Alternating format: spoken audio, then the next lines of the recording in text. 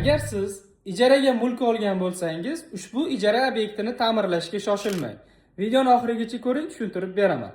Ijara to'g'risidagi qonunga asosan, agar siz ijaraga beruvchining roziligisiz ushbu joyda ta'mirlash ishlarini amalga oshirgan bo'lsangiz, kelgusida sizning ta'mirlash ishlaringizga, ya'ni ta'mirlashga qilgan xarajatlaringiz bu sizning xarajatingiz deb topilishi va ijaraga beruvchidan undirilmasligi mumkin.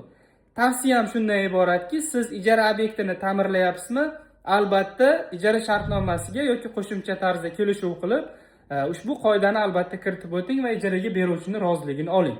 Va kelgusida, demak, ushbu ijara obyektidan chiqib ketayotgan vaqtingizda sizning xarajatlaringiz chegaralashi yoki ijara to'lovlarida sizga imtiyozlar berilishini inobatga olishingiz kerak bo'ladi.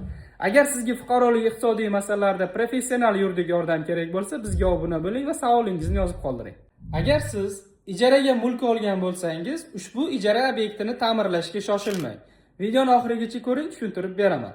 Ijara to'g'risidagi qonunga asosan, agar siz ijaraga beruvchining roziligisiz ushbu joyda ta'mirlash ishlarini amalga oshirgan bo'lsangiz, kelgusida sizning ta'mirlash ishlaringizga, ya'ni ta'mirlashga qilgan xarajatlaringiz bu sizning xarajatingiz deb topilishi va ijaraga beruvchidan undirilmasligi mumkin. Tavsiyam shundan iboratki, siz ijara obyektini ta'mirlayapsizmi? Albatta, ijara shartnomasiga yoki qo'shimcha tarzda kelishuv qilib, ushbu qoidani albatta kiritib o'ting va ijaraga beruvchining roziligini oling. Va kelgusida, demak, ushbu ijara obyektidan chiqib ketayotgan vaqtingizda sizning xarajatlaringiz chegaralashi yoki ijara to'lovlarida sizga imtiyozlar berilishini inobatga olishingiz kerak bo'ladi. Agar sizga fuqarolik iqtisodiy masalalarda professional yuridik yordam kerak bo'lsa, bizga obuna bo'ling va savolingizni yozib qoldiring.